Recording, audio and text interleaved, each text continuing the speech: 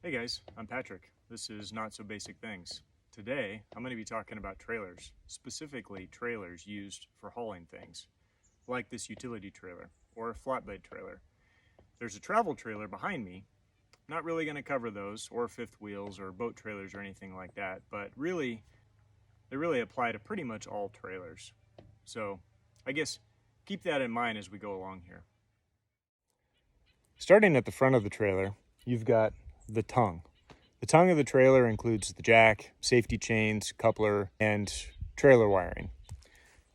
Moving back, you can see we've got the axle of the trailer, which has the tire and wheel, of course. This is, as you can see, a single axle trailer. Some trailers are dual or even triple axles. And then here in the back of the trailer, you've got, in this case, a ramp. Not all trailers have a ramp, but this one does. And of course, the trailer lights, which includes the brake, driving lights, and turn signals. Probably one of the most basic and important questions that you can answer about your trailer is it tow ready? What I mean by that is it been maintained? Are the tires in good condition? Is the tire pressure right? Wheel bearings, things of that nature. That is the very first place to start before you do anything with the trailer. And that includes whether this trailer belongs to you, or maybe you're borrowing a trailer from a friend, or renting a trailer.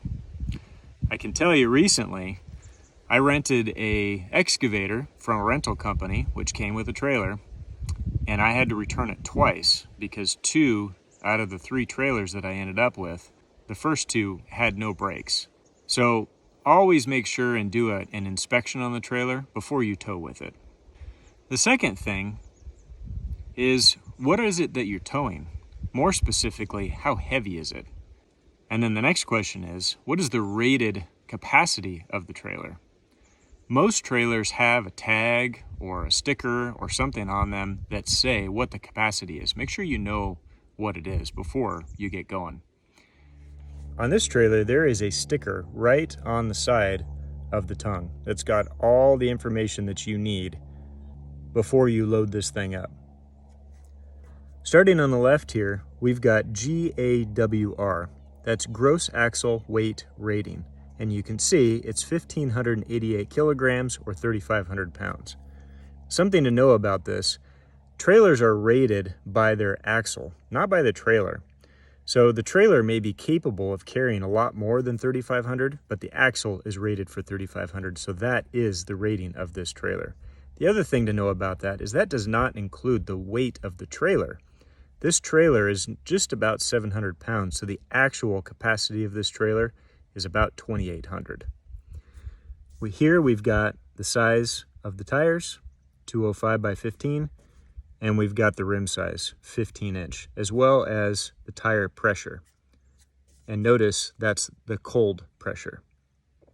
There's also the VIN and some other information on here, but really the stuff we care about is the rating and tire information. Now with that, you're ready to load up the trailer. But again, you want to really make sure that whatever you're putting in here does not exceed that 2,800 pound capacity. Doing so, you're really putting yourself at risk. There are some things that you can see, that you can look at on the trailer to see how it's doing. One would be to look at the springs. Are they completely flat or are they inverted? Do they look like this instead of like this, like they're supposed to? Are the tires really flat even though they're at pressure? Is the tire pushed up into the fender? If you see any of those things, you got way too much weight in that trailer. Another note about loading a trailer is, let's just look at the trailer for a second. Now, if you look at this, you'll notice that there's a fair amount more trailer in front of the axle than there is behind the axle. The reason for that is because you always want to load the trailer heavier on the front of the axle than you do on the back. The rule of thumb that I've always gone by, or that I was told many, many years ago, is you want to have about, or at least 10% of the load, or 10% of the overall weight of the trailer on the tongue. So if we've got 2,800 pounds, or if this thing's fully loaded, 3,500 pounds, including the weight of the trailer, then you should have at least 350 pounds on the tongue. Now that seems like a lot, but it's really, really important. And there are a fair amount of videos out there that will show you what happens if you don't do that.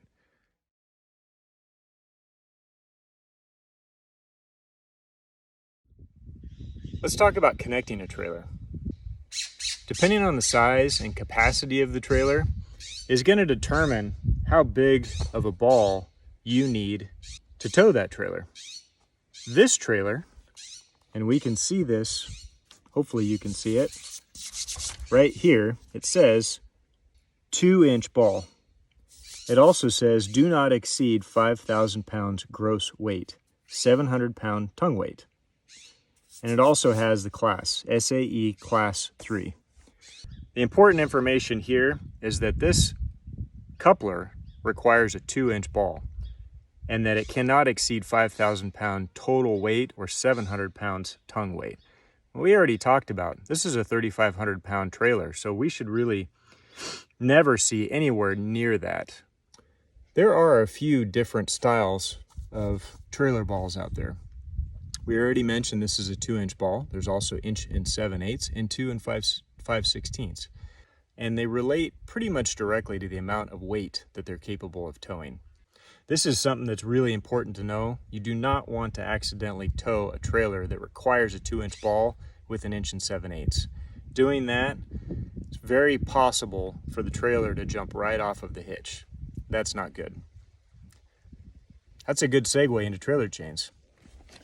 Also on the tongue of this trailer, we have 2 trailer chains, 1 on each side. Now these trailer chains should always be connected to the tow vehicle before you go anywhere. And as I just alluded to, the reason is that something should happen to the ball. Maybe the ball comes off of the hitch, or maybe you've got the wrong size ball. Maybe this didn't get latched. There's any number of things that can happen.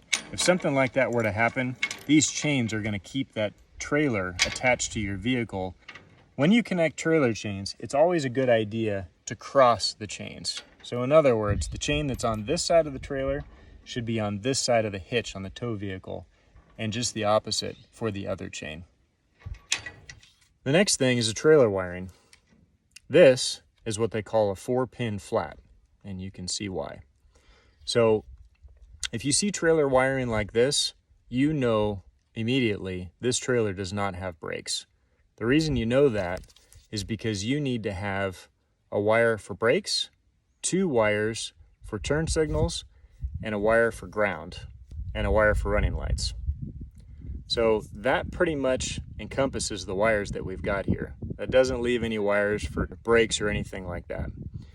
Anytime a trailer has brakes, it's pretty much always going to have what they call a 7-pin round. Now there are various styles of trailer connectors, but in general, you've got your 4-pin flat and 7-pin round. And again, 4-pin, no trailer brakes, 7-pin, very possibly could have trailer brakes, but not always. Now once you get the trailer connected to your tow vehicle, you want to make sure that the jack gets retracted all the way. Some people might be tempted to only bring it up part of the way. Don't do that. There's a very good chance you could hit something and rip this jack right off the trailer. Sorry to say, I have done that before. So make sure that whenever you're getting ready to tow, bring this jack all the way up. Now this jack has a foot on it. Now this foot comes off really easily with, this just pops off here. You pull this pin out once you get the weight off of the jack, and this foot comes right off, and then you can put it in the trailer or put it in the tow vehicle. I hope you found this information useful and that it helps keep you safe. Thanks for watching. Don't forget to like and subscribe. Take care.